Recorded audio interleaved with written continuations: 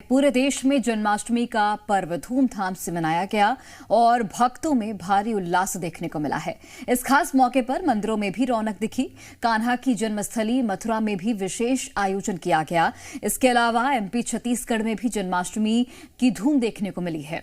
आधी रात को भगवान कृष्ण ने अपने बाल रूप में जन्म लिया और इसके साथ ही जय कन्हैया लाल की और नंद के घर आनंद भयो के जयकारों से मंदिर गूंज उठे।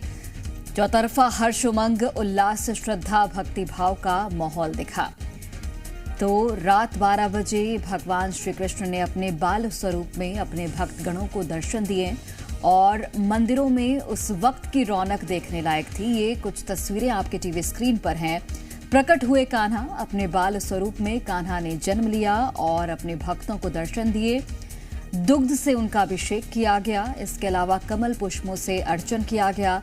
पंचामृत से उनका स्नान कराया गया। तो जय बाल गोपाल की, जय कन्हैया लाल की के जयकारों से पूरा मंदिर प्रांगण गुंजायमान था। एमपी छत्तीसगढ़ के भी अलग अलग मंदिरों से हमने आपको सुबह से ही तस्वीरें दिखाई किस तरीके से जन्माष्टमी की रौनक देखने को मिल रही थी। और जब 12 बजता यानी कि जब जन्मदिन होता है भगवान श्री कृष्ण का, जब जन्म होता है, जब बाल स्वरूप में भगवान दर्शन देते हैं, उस वक्त का जो नज़ारा है वो बहुत ही अलग होता है, बहुत ही विहंगम होता है।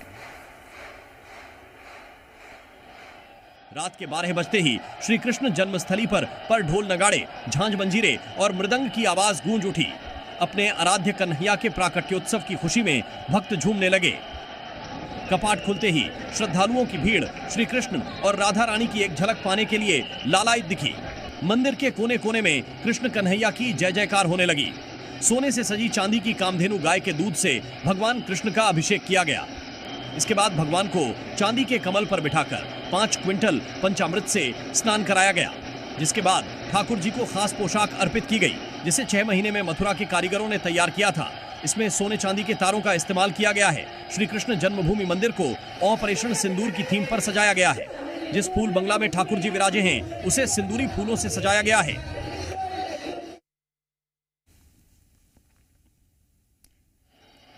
तो ये तस्वीरें हम आपको दिखा रहे हैं जब ये पूजन अर्चन हुआ है और कमल पुष्प के बीच श्री कृष्ण भगवान का जन्म हुआ है। ये तस्वीरें आपको टेलीविजन स्क्रीन पर हम दिखा रहे हैं और बेहद खूबसूरत तस्वीरें पंचामृत से स्नान कराया गया, जो कि तस्वीरें भी आपको हम दिखा रहे हैं। खास तस्वीरें रहती हैं क्योंकि 12 बजे के बाद जब भगवान श्री कृष्ण प्रकट होते हैं, जन्म लेते हैं, तो अलग अलग जो साजो सज्जा की जाती है, विशेष इंतज़ाम किए जाते हैं, वो और ख़ास लगने लग जाती हैं। और पुष्पों से अर्चन तो किया ही गया है, पंचामृत से स्नान कराया गया है और ख़ास जो भोग लगाए जाते हैं, बनाए जाते हैं, उनके भोग लगाए गए हैं, जैसे कि पंजीरी हो गई, पंचामृत हो गया, और भी चीज़ें होती हैं जो भगवान श्री कृष्ण को अति प्रिय बताई जाती है। लेकिन सबसे पहले माखन मिश्री का भोग उनको चढ़ाया जाता है, लगाया जाता है। ऐसा कहा जाता है कि उनको अति प्रिय माखन मिश्री, इसीलिए सबसे पहले जब वो प्रकट होते हैं तो उनको माखन मिश्री का ही भोग लगाया जाता है। तो ये तस्वीरें अपने आप में बेहद अलौकिक हो जाती हैं क्योंकि मथुरा प्रसिद्ध है भगवान श्री कृष्ण की नगरी के नाम से और विदेशों से भी श्रद्धालु जन्माष्टमी के मौके पर पहुंचते हैं और यहाँ का उत्साह, यहाँ के जो रंग हैं वो बहुत ही अलग होते हैं। और मथुरा वृंदावन भगवान कृष्ण की नगरी है और यहाँ पर जो रौनक है वो देखते ही बनती है। ये रात 12 बजे के बाद की तस्वीरें हैं जब भगवान श्री कृष्ण का जन्म हुआ और उसके बाद कुछ इस तरीके का नज़ारा भक्तों में उत्साह देखने को मिला।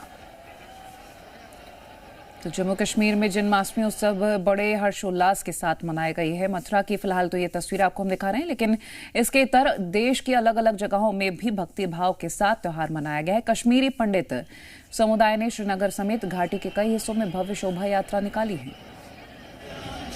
जम्मू कश्मीर में जन्माष्टमी का पर्व उत्साह और भक्तिभाव से मनाया गया। श्रीनगर समेत घाटी के कई हिस्सों में कश्मीरी पंडित समुदाय ने भगवान श्री कृष्ण का जन्मोत्सव बड़े हर्षोल्लास के साथ मनाया। इस मौके पर भव्य शोभा यात्रा भी निकाली गई, जिसमें श्रद्धालु कीर्तन और भजन गाते हुए शामिल हुए। पूरा वातावरण श्री कृष्ण भक्ति से सराबोर हो उठा। धार्मिक आयोजनों में महिलाओं और बच्चों की भी सक्रिय भागीदारी रही। जन्माष्टमी का ये पर्व न केवल आस्था का प्रतीक बना, बल्कि घाटी में सामाजिक और सांस्कृतिक एकता का संदेश भी लेकर आया।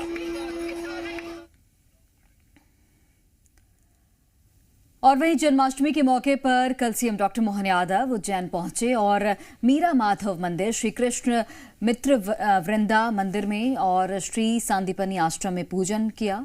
इसके साथ ही शहीद पार्क में मटकी फोड़ के कार्यक्रम में भी शिरकत की और जन्माष्टमी पर्व की लोगों को बधाई दी।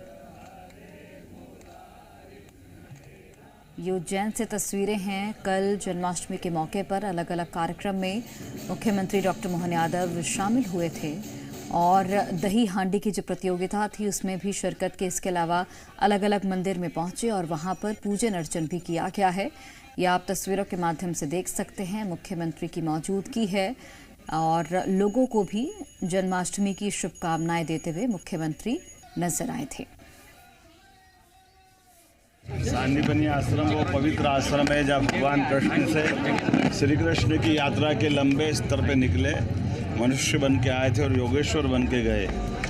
इसीलिए जीते जी किसी शिष्य को भगवान बन के गुरु बनाते हुए आचार्य सांदीपनी का वो इतिहास जब जब घोष वाक्य निकला उनके मुखारबिंद से, श्री कृष्ण वंदे जगत गुरु, जो जगत गुरु बनाने वाली जगह है वो सांदीपनी आश्रम है। मेरी अपनी ओर से जो भगवान कृष्ण की जन्माष्टमी के अवसर प्रदेशवासियों को भगवान की जो महाआरती हुई 12 बजे, उसमें हमारे मध्य प्रदेश के मुख्यमंत्री माननीय श्री मोहन जी यादव सम्मिलित हुए आरती में। उन्होंने आरती में अपनी सहभागिता सम्मिलित की तथा पश्चात प्रसाद ग्रहण करके वो यहाँ से चले गए। मंत्रमुग्ध हो गया। बहुत यानी कि भव्य और श्रृंगार इतना सुंदर है, आप दिखाएंगे तो बिल्कुल मंत्रमुग्ध हो गया।